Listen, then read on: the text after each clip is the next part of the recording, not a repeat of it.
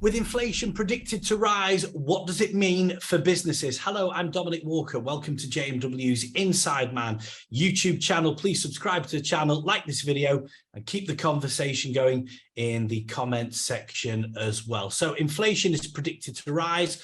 What is that going to mean to businesses? Richard Parkinson is a partner within JMW Solicitors within the commercial department. So Richard, what impact might inflation have on commercial contracts? Well, I think the first thing you've got to look at really is that commercial contracts can come in a wide variety and all different shapes and forms, really. So you could have spot contracts where businesses don't have any long-form contracts. And obviously that each contract there is just an offer and an acceptance, and the price will be set on a case-by-case basis. So inflation in that case will really have the impact that the prices will rise for the supplier and rise for the buyer. And that'll be set by the market almost.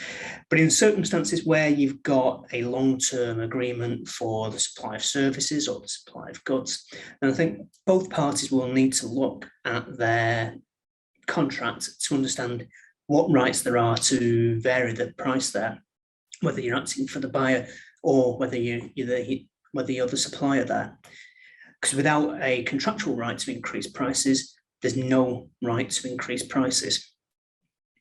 And is there a solution to this then, Richard? I think the first solution for businesses is to look at all their contracts, identify where their pinch points are and where their big spends are, and to look at those contracts and start having a look at them and understand what pricing mechanics they've got in their contracts. It may be that they have an initial period during which prices can't be varied, or the whole of the contract might be a fixed price. Equally, it might be that there's a fixed period and then a price increase mechanism can be put in place. And often these price increase mechanisms are done in line with the rate of inflation. So in those circumstances, that could be a pretty steep rise. So I think, as I say, the first thing to do is to look at your contracts and understand where you're coming from. Now, for a supplier, this could be good news. You know, you could suddenly be getting a big increase in your income. Whereas for a buyer, it could be a big shock on top of all your gas and electric and everything else that we know is going up. All of a sudden, you're getting almost the secondary effect of that, the secondary wave of this inflation coming through in the marketplace and really driving up your costs for buying. So first off, and the most important thing for businesses to do is to triage their contracts and look and see where you are with them. Then to think about how you're actually going to deal with that. Now, if the contract says your pricing can go up by that much, then it might be that you've got to look at the language there and see whether the supplier's got to justify their increases in some way. But in most cases, I would guess that a mechanism will say something along the lines of it will be the greater of 5%, for example, or RPI.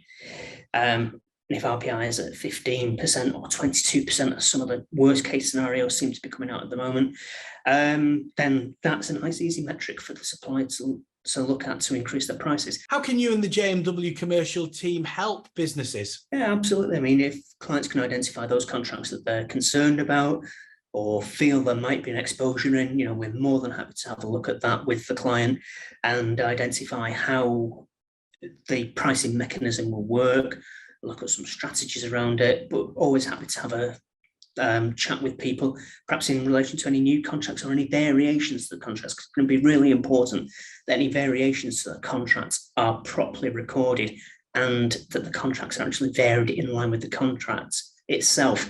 Because if the variation is just an oral contract, but the contract itself says that you've got to agree variations in writing, an oral variation just isn't going to cut it. So it's always worthwhile just making sure that you're dotting the I's, crossing the T's on these things, and just making sure that you're properly covered them. Thank you for your insight, Richard. And if you'd like to contact Richard and the commercial team, you can email insideman@jmw.co.uk or call 0161 82 81 999. Please also subscribe to the JMW Inside Man YouTube channel. I'm Dominic Walker, JMW's Inside Man.